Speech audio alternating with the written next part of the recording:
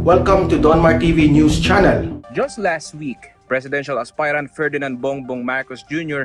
and Vice Presidential Bet Davao City Mayor Sara Duterte Carpio marched the aisle together in a wedding in Cavite as sponsors. Many wondered that time if they would also be partners in the 2022 national elections. But last night, it became official as both camps confirmed a BBM Sara tandem for 2022. Mayor Sara called for unity and continuity of what her father started for this country. She also revealed the support she sought from the ruling party was denied.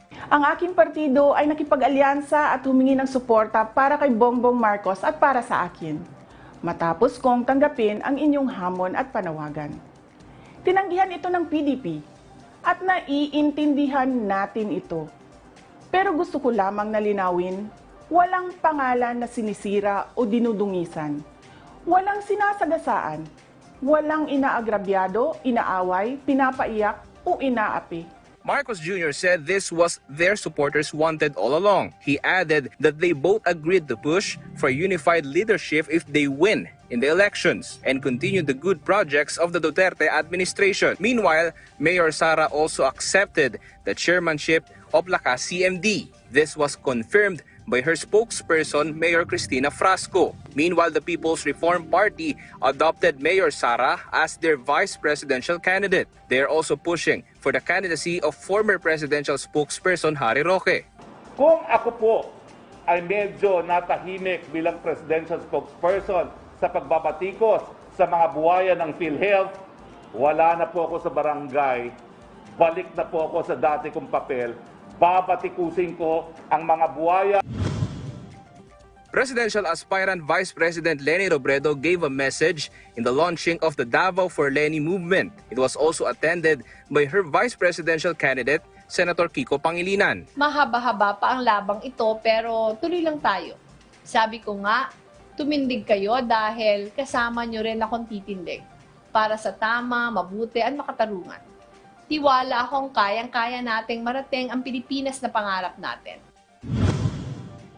Presidential Bet Yodi de Guzman along with labor groups led the anniversary commemoration of the laborers who died in the construction of the Manila Film Center. De Guzman said this is a reminder to the public of the tragic incident during the time of late President Ferdinand Marcos. Aside from solving corruption and fixing the bureaucracy, presidential aspirant Panfilo Lacson is also serious in addressing climate change. Lacson said part of his plan is to carry out good carbon emission testing. Presidential Bet Manny Pacquiao committed to help poor people free from poverty if won in the 2022 elections. Ang focus natin, within 4 to 5 years, wala ka nang makitang squatter. Especially in Metro Manila. Especially in Metro Manila, sabi nila, that's impossible. In a corrupt mind thinking, that's impossible. O, diba? In a corrupt mind thinking, that's impossible. But within God, all things are possible. Kanina tanghali, nagsalita si Senator Bongo na gusto daw niya, VP niya si Inday. Diferensya, ang Lola Inday mo, nagsalita naman na ang VP, ang presidente niya si Bongbong Marcos. So, ang gusto daw nag-announce na nga si Mayor Inday, tapos makita niyo may patutsada pa ng konti kay Bongo. So ngayon, sabi ko, well, I can preach every day na, kasi alam niyo naman ang alignment ko, di ba? But then, marami sa inyo, bago pa nangyari lahat ito, followers ko na for 2015 ako nag-umpisa, mag-2022 na. For over, magsi 6 years na, mahigit na. 2021 na ngayon eh. So, magsi 6 years ko na followers. So gusto ko rin marinig yung mga yung mga boses ninyo, 'di ba? Kung ano yung pananaw ninyo sa issue. Tanso daw yung BBM Sara. Ano naman? Bakit? Honestly guys, ako gets ko, I like Mayor Inday Sara. Bilib na bilib ako doon. May integridad, mayroong lakas ng loob. Pero at the end of the day, ang loyalty ko sa bayan. Hindi siguro darating 'yon at hindi pa naman dumarating din. Pero pag dumating yung panahon, si Inday Sara bumaliktad at nileche bansa, magi-split kami. Ganoon lang kasimple 'yon. So akin, hindi ako as much as possible, iiwas ako sa personality politics. So wala akong pakialam kung gold, silver, bronze o tanso o bamboo o chopstick yung aking loyalty. Wala akong pakialam dun. Alright, ganito. Moving on. So piliin nyo lang gusto nyo dyan, ha? Gusto ko lang makita kung anong mga hinanaing ninyo at mga kaiba pang kadramahan. Ngayon, ang nangunguna medyo obvious, Inday Sara, 19,000. Pangalawa si Tito Soto, 139. Kasi nga, di ba, Inday talaga, Duterte talaga aligned yung mga followers ko, so I'm not surprised. Doon naman sa kabila, sa kay BBM and Bongo, ang resulta ay, ano na ba? 26,000 kay BBM. Ayan, 26,000 kay BBM, 1,200 kay Bongo, tapos less than 100 yung iba. Alright. So, going back, X. Paano ba to X? Ayan. Tanggalin ko na to.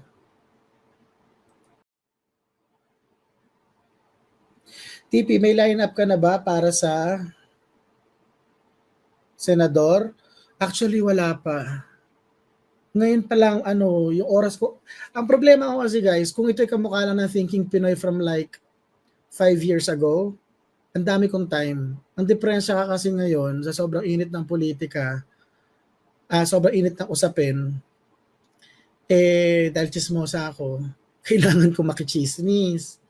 Ang nagiging problema ko guys, napapabayaan ko na yung pag-aaral ko. Di ba nga nag-aaral ako? So ngayon pa lang, problemado na ako sa oras, kaya hindi ko masyado napapagtuunan ng pansin sa senatorial balls. Pero matik na sa akin doon, ang automatic ko na naiboboto, obviously, si Pangulong Duterte, natatakbong senador. Pangalawa,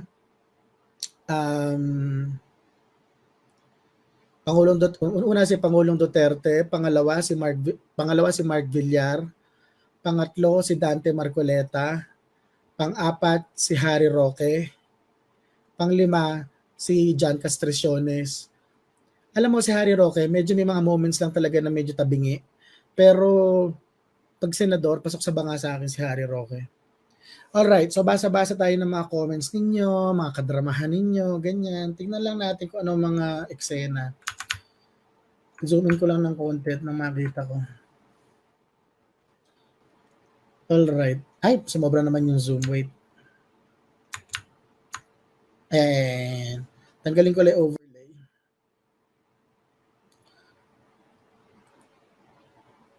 Grabe. Sobrang dami yung nagko-comment. Nag-freeze yung ko. Sabi ni Yasser Deron Hitaib, Robin Padilla, please. Ang gusto ko kasi, bago ko sila iboto, makita ko man lang yung plataforma nila, kung alam ba nila gagawin nila doon, pakit lang ba sila, ganon. So deadma lang, hintay muna natin. Ang habol ko, yung ibang mga senador, ma-interview natin sa sukatan. Kasi, ano ba yan? TP si Atty. Gadon, di mo bet. Hindi ko pa na-interview si Atty. Gadon. Yung iba kasi na-interview ko na. Si Castriciones, si Mark Villar, hindi ko na kailangang interviewin yun. Ang ganda ng ginawa niya sa DPWH, so automatic na sa akin yun. Si Marcoleta na-interview na. Kahit yung ulitin pa yun, wala rin problema. Si Pangulong Duterte, obvious choice. Sino pa ba? Marcoleta, Duterte, Marcoleta, Villar, Roque. Si Roque hindi ko pa na-interview. Kaya lang, guys, kaka-file pa lang kahapon ni Atty. Harry Roque, kaya huwag nga kayo masyado mag-inarte. Pero, I've been closely watching Harry Roque for the past several years. So sa akin, generally, kaya rin na sa akin si Harry Roque. Mabait naman yun. Tsaka matalino. At saka si John Castriciones, na-interview na rin namin sa sukatan yun. Si Bongo parang dinadala yung pangalan ni Duterte sa plataforma niya. Ibig sabihin, pag nag-president siya, nasa likod niya si Duterte, tagabulong sa kanya ng gagawin. Haha. Is that a good thing or a bad thing?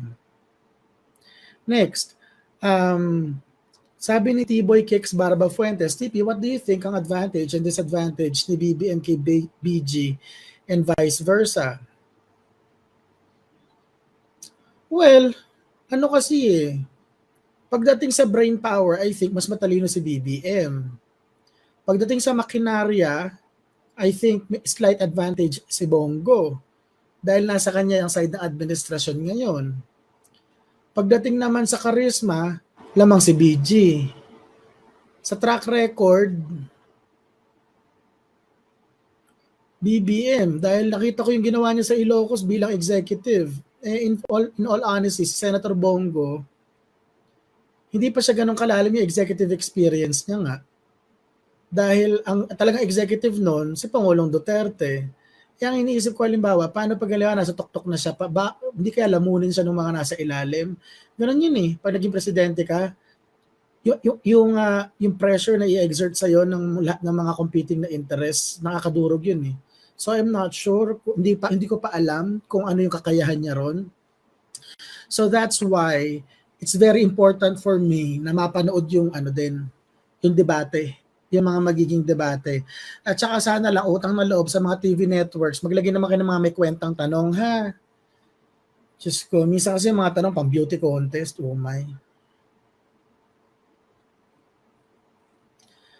Sabi ni kasi ang issue ko nga, 'di ba? Alam mo ang naging deal breaker sa akin, honestly, ang deal breaker sa akin kaya hindi ko gusto si Bongo. Hindi ka pinili ko si BBM. Hindi mas hindi ko gusto si Bongo, pero mas pinili ko si BBM. Yung fact na judging from doon sa mga nakapaligid, kasi nung alam mo nag-file si Bongo ng COC, Certificate of Candidacy, nakabuntot sa kanya si Pebbles Duque, yung pamangkin ni Francisco Duque. So sabi ko, kung mananalo uli si Bongo at sekretary niya si Secretary Duque, ayoko na. So mas gusto ko na lang, magroleta na lang tayo ng bagong Secretary of Health kaysa maulit na naman si Duque.